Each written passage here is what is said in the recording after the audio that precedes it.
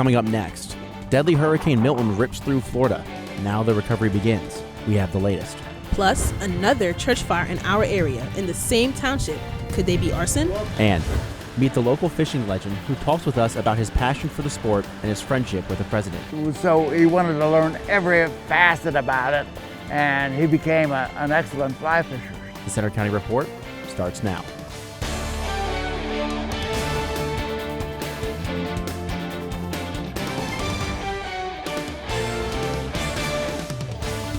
Good afternoon. I'm Josh Bartosik. And I'm Yaya Wan. Thanks for joining us for the Center County Report. We begin with breaking news. More than 2 million people are without power today, and at least 8 are dead after Hurricane Milton ripped through Florida overnight Wednesday and into Thursday. The storm is now out to sea, but there's lots of damage left behind. Student meteorologist Sean Romeo is here with the latest. Sean? Well, as Yaya mentioned, Hurricane Milton blitzed Florida overnight Wednesday into Thursday, and now that continues off out to sea. It's well off out of the picture now, but the real question is what's left behind. There is some damage in the Tampa Bay area. They were thankfully spared the worst. The real damage came from that line of thunderstorms that ripped right up the center with a bunch of tornadoes in it. That was the real story of the day. So I'm going to send it back over to Josh at the desk. Thanks, Sean. The video and storm stories coming out of Florida are heartbreaking. Conrad Frisch reports. Powerful Hurricane Milton roared ashore on Florida's Gulf Coast, making landfall near Sarasota. The storm spawned dozens of tornadoes across the state, like this one in St. Lucie County. Millions also evacuated from the Tampa Bay area ahead of the hurricane, with some companies even flying employees to safer locations. We actually had said, hey, would you be okay if we flew you home for the storm? And I was like, okay, yeah. Officials pleaded with people to evacuate. If you choose to stay in one of those evacuation areas, you're going to die. In Tampa, fierce winds toppled a crane into the Tampa Times building, and the roof of Tropicana Field was ripped to shreds. That's where the National Guard had a shelter in place. Millions are still without power, and the death toll is rising. Some people, however, did brave the storm at home, even making a name for themselves on TikTok. We've been preparing. Yeah, we put everything up high as much as we could. We've packed up we're gonna pack up all the valuables, computers, desktops, monitors, all that stuff. This is the second hurricane in just 2 weeks to slam Florida. Helene caused billions in damage throughout the southeast. It didn't come into anybody's apartment for Helene, but it did pretty much wreck my neighborhood. Like, there were trees down, there was debris everywhere. It was kind of a mess coming back to it. Worth and his roommates evacuated to Central Florida, where they felt they'd be safer. How about you guys scared? No. Yeah, it's just like, hope the house doesn't go away, but hope things don't flood. I'm Conrad Frisch for the Center County Report. Although we're past the peak of hurricane season, it officially doesn't end until November 30th. A big story we're following back in our area is yet another church fire. It happened early Wednesday at the Old Fillmore United Methodist Church in Patton Township on Buffalo Run Road. That's after a fire last month at Woodycrest Methodist Church, also in Patton Township. The fire marshal's office is investigating the cause of both fires. The election is just 3.5 weeks away, and there are new court decisions to report. The U.S. Supreme Court has turned away a challenge from Pennsylvania Republican lawmakers. They were fighting a Biden administration executive order to boost voter registration. The Republicans said the order was an attempt to interfere in the election. And the state Supreme Court has refused to step in and immediately decide issues related to mail-in ballots. The court rejected a request to stop counties from throwing out ballots that don't have a handwritten date or lack the right date. Early mail-in voting is already underway here in Pennsylvania. Reporter Thomas English shows you the races voters are deciding. At the top of the ticket is the close fight for president between Kamala Harris and former President Donald Trump. The two have been visiting Pennsylvania often this election season because of its critical swing state status. One of our U.S. Senate seats is on the ballot. Democratic incumbent Bob Casey is trying for his 4th term, while Republican Dave McCormick hopes to unseat him and help his party regain Senate control. In the state attorney general race, Michelle Henry isn't running for another term. So Democrat Eugene DePasquale and Republican Dave Sunday face off. DePasquale served as Auditor General in the past, and Sunday was York County's district attorney. Incumbent Auditor General Tim DeFore, a Republican, is seeking a 2nd term. His opponent is Democrat Malcolm Kenyatta. Democrat Aaron McClellan battles incumbent Republican Stacey Garrity for Pennsylvania Treasurer. Garrity was first elected in 2020 and is looking for a second term. In U.S. House District 15, longtime incumbent Republican Glenn Thompson hopes to win the same seat again. Democrat Zach Wilmer is his challenger. Republican Chris Dush seeks re-election after his first term in State Senate District 25. In State Senate District 35, Republican incumbent Wayne Langerholz is running unopposed. He's been in office since 2016. Incumbent Democrat Scott Conklin aims to win re-election in State Legislative District 77. He's finishing his 18th year in office. Republican Marie Labrizzi is trying to unseat him. Democrat Paul Takak is going for re-election in State Legislative District 82. Republican Therese Holland is his opponent. And incumbent Kerry Benninghoff is running unopposed for re-election in State District 171. He's held the office since 1996. I'm Thomas English for the Centre County Report. You have until October 21st to register to vote, and the Centre County Report will bring you live election coverage on November 5th. This week marked the one-year anniversary of the deadly Hamas attack on Israel, which sparked escalating violence across the Middle East.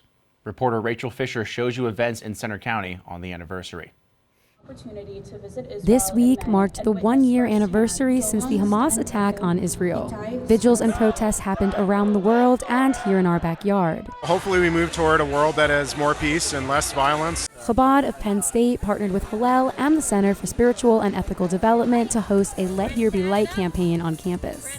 The only way to fight darkness is by adding in light, and I want to see each person shining their unique light by adding in goodness and kindness and rejecting evil. Events also marked the anniversary at Hillel in downtown State College. We have a therapy dog this afternoon at Hillel. We have counselors at the building throughout the day. Food for, donuts and coffee during the day, dinner. Lots of opportunities for students to connect. And there was a student-led vigil at Old Main. Today marks 1 year since the events of October 7th, and here at this vigil, people have gathered to reflect and remember the hostages still missing. At the same time, a pro-Palestinian protest marched through the streets. The group, Students for Justice in Palestine, demanded for Israel to end what it calls a genocide. Israel did not start their initiative to go after Hamas until October 10th, and I just think that it is a complete disrespect of the loss of life and tragic history of this day. Specifically, it's important to start fighting for changes on campus, such as the demilitarization of Penn State, the divestment from companies who have stake in Israel, just similarly to the end of apartheid in South Africa. In University Park, I'm Rachel Fisher for the Centre County Report. Pro-Palestinian supporters also set up this display on Penn State's Hub lawn. They placed 18,000 flags in memory of people killed in Gaza, including several memorials for children who died. The university told us recognized student groups can reserve space on campus to express free speech rights, and this group did that. Still to come on the Centre County Report, we check the weekend weather forecast. And a celebration event kickoff for a big local film festival. Also coming up, meet the State College fishing legend who's had a long friendship with America's oldest living president.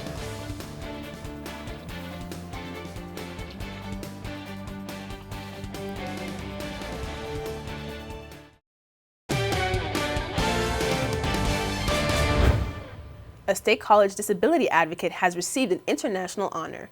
Emily Steffensmeyer has lived with chronic fatigue syndrome and other health issues for years. She was recently named to a list of people making a difference worldwide by Diversability. She started a group called Rose Research Runners in 2017, which is now an annual event called the Walk, Run, Roll. It's raised $350,000. This year's event is Sunday in Boalsburg. Another local person who's gained worldwide fame is fly fishing legend Joe Humphreys. Reporter Haley Jacobs talked with him about his lifelong love of fishing, his impact at Penn State, and his long friendship with former President Jimmy Carter. Grabbing it. Even at 95 years old, Joe Humphreys still enjoys a warm afternoon fishing along Spruce Creek. When he first cast a line at age 6, he caught a brown trout. Stunned by its beauty, he was hooked on the sport. What's your favorite part about fishing? Catching. And he does that a lot. Mastering the craft, Humphreys became an expert in the fly fishing world. In 1977, he caught the state record brown trout, a remarkable 33 inches long and 16 pounds. He still holds that record 47 years later. His first cast out with me, you guessed it, he reeled in a brown trout. Isn't that beautiful? His expertise earned him worldwide attention, and over the years, many celebrities traveled to Huntington County to learn from him, like actor Liam Neeson. But one visitor stands out, President Jimmy Carter. Anytime that you can have a relationship with the President of the United States, it's such an honor. I talked with Humphreys about Carter just turning 100 and about their unique friendships spanning decades.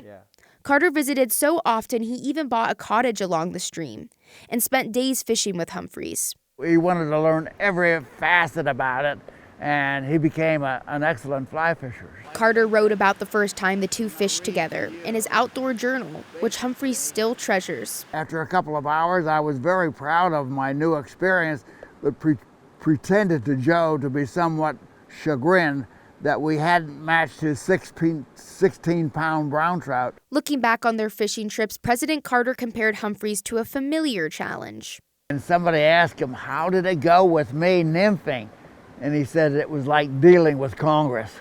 Just as Carter joked about the challenge of fishing with Humphreys, Joe channeled that same determination and patience into the classroom, teaching the fly fishing program at Penn State for years. George Daniel now leads the program. The cool thing about the fly fishing program is that we are, again, not teaching these kids how to catch fish, but we're teaching these kids a skill that they're going to use for the rest of their lives. The program, started by legendary fly fisher George Harvey in the 1930s, became an accredited course in 1947. Humphreys taught it for 19 years, and recently, through an anonymous donor, it was renamed the Joe Humphreys Fly Fishing Program. Daniel continues the tradition, even as the world changes. Things are going to get more and more difficult for these kids. These kids are going to need some sort of relaxation, a way to kind of detach themselves from everyday life. The program's ultimate goal is to be financially self-sustaining, and a major fundraising effort is underway. Joe Humphreys hopes students can fall in love with fishing, as he did so many years ago, and enjoy its challenges, just like in life.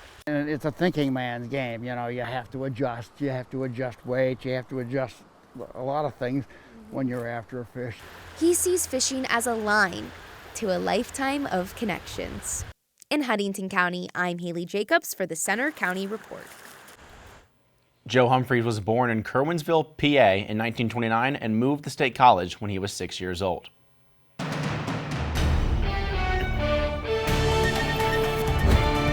Such a cool story there with Joe Humphreys. Speaking of cool, it was very cool last night here in central Pennsylvania, State College specifically.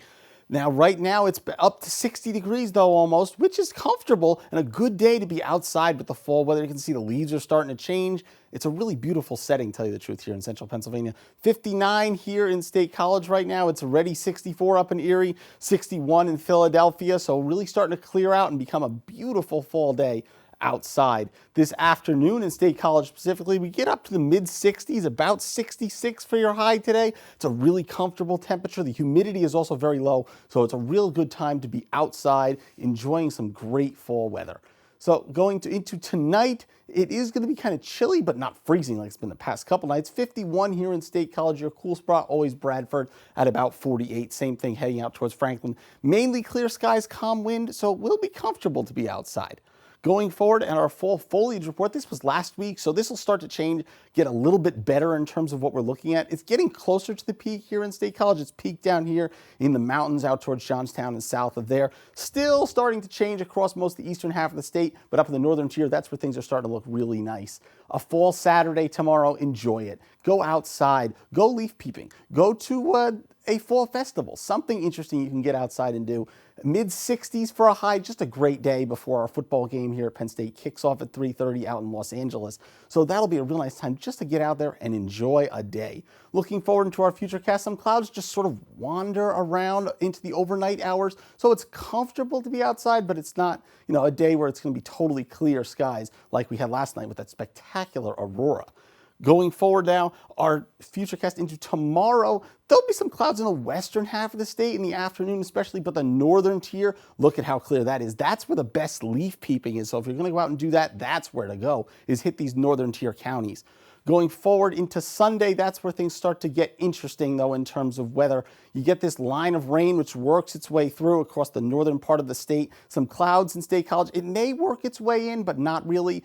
And then this front will come through, and that'll clear everything out and cool us down overnight into Monday.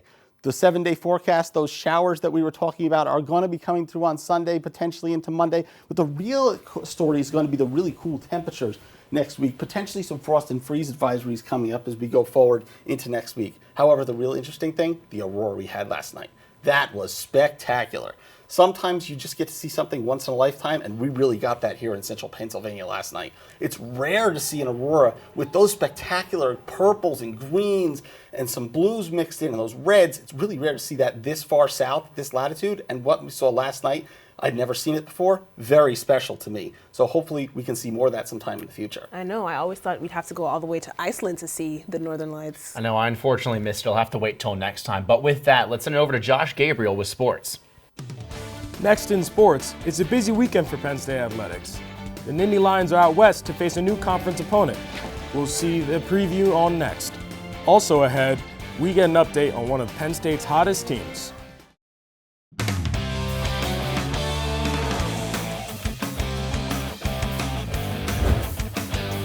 I'm Joshua Gabriel with sports. Penn State football is on the West Coast, ready for what may be its toughest test of the season so far. Here's a look ahead at the big game. Coming off a solid but not dominating win against UCLA in Beaver Stadium, Penn State now hits the road for the first time in 6 weeks. The Lions travel cross-country to face new Big Ten opponent USC. This game will be the 11th overall meeting between the two teams and first since the Instant Classic Rose Bowl in 2017, which USC won on a late field goal. Despite the long flight to the West Coast from Harrisburg, players say they're confident they're ready. Yeah, it's going to be business as usual for us. I mean, obviously, we're flying out on Thursday and all that, but we're still getting our same schedule and all that, just a little bit of flight. I mean, it's just like the same, like we took a bus or something like that. So pretty much very similar to what we would do here, obviously. Or maybe it's probably better to say more of a traditional away game is probably the best way to say it. USC should be a decent test for the undefeated Nittany Lions. The Trojans began the season by upsetting LSU before dropping 2 of its first 3 Big Ten games to Michigan and Minnesota.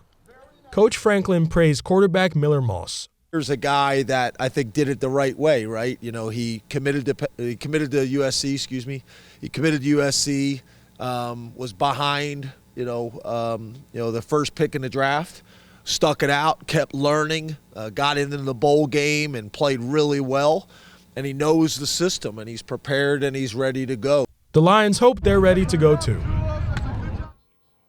Penn State Com Radio has a broadcast team in Los Angeles to call that game at the Coliseum. Dylan Price and Justin Chevalella sent us this check-in from LA. After an 18-and-a-half-hour-long travel day, we have finally arrived here in California. Dylan Price, Justin Chevalella will be on the scene for Com Radio's coverage of number 4 ranked Penn State football clashing here in Southern Cal with the USC Trojans. And Justin, it should be a really exciting matchup. Yeah, you look at the number 4 versus an unranked team, but that's not how this game is going to play. USC is a lot better of a football team than they've shown a couple of times early on in the season, especially last week against Minnesota. They have an electric running back duo, just like Penn State's, that's bound to compete on Saturday. Will USC be a Trojan horse in Penn State's schedule, or will they bring the fight in the Coliseum? Find out tomorrow on Com Radio, but for now, back to you guys in the studio. Kickoff for the game is 3:30 p.m., and you can listen live on Penn State Com Radio with our team in Los Angeles. Now let's see what's happening with District 6 high school football and some of the big games across the area. Tonight, 6-1 State College travels to undefeated Central Dauphin East in a highly anticipated matchup. And 5-2 Bellefonte hosts 4-3 Bishop McCourt for After the Whistle's Game of the Week. Also, undefeated Penn Cambria travels to face 5-2 Bellwood Antis. Bellwood Antis is looking for revenge after a 30-18 loss last season to Penn Cambria. You can see highlights from these games on After the Whistle at 11:30 p.m. on our YouTube channel tonight. Now to hockey. The Division I Council met this week to talk about the possibility of a rule change that would allow new pre-enrollment activities in college hockey. It would allow young athletes who participate in Canadian junior hockey to maintain NCAA eligibility. The council is also exploring options with eligibility among other sports. The proposal will be revisited in the council's November meeting. Penn State men's soccer is on a 5-match unbeaten streak, and they're on the road tonight at Indiana. The team is coming off a 2-1 win against Rutgers on Monday. Both teams started slow with a scoreless first half. Penn State's Kamar Abubakar scored in the 49th minute. Rutgers fired back with a goal before Penn State penalty kick in the final minutes to give the Lions the win. That's all for sport. Back to you guys at the desk. Yeah, it should be a really fun weekend, not just for Penn State football, but college football in general. The Red River rivalry, horns down, a couple of other good games as well out there, too. Exactly. And Oregon, Ohio State, kind of both teams' really biggest test of the year so far. Excited to see how those Big Ten opponents do. Yeah, I'm really excited. I just hope that the California Sun will charge up our players, make sure we play a really good game. And speaking of another type of football, I personally am a big soccer fan, so I'm hoping to catch another soccer game soon. But thanks, Joshua. Coming up next, the hype has started for a local festival entering its 6th year. More on that after the break. The annual Center Film Festival is just weeks away, ready to begin its 6th year. Dozens of Penn State students and community members gathered outside the State Theater this week for a news conference about the event. This year, the festival received over 300 submissions from across the globe, ranging from award-winning films to student films. Co-founder Pearl Gluck says the event aims to spread diversity and awareness through film. The festival comes to you totally free for students and affordable to the community. What we're doing this year is not very different than any other year. We're bringing you global films with a local impact and local films with a global impact. The festival runs November 11th through 17th. That's all for today's newscast. We hope you'll join us Tuesday for our next local news update. And you can follow us anytime for breaking news on our Center County Report X, and you can see our stories on our Facebook page, Instagram, YouTube, and our website. Have a good afternoon.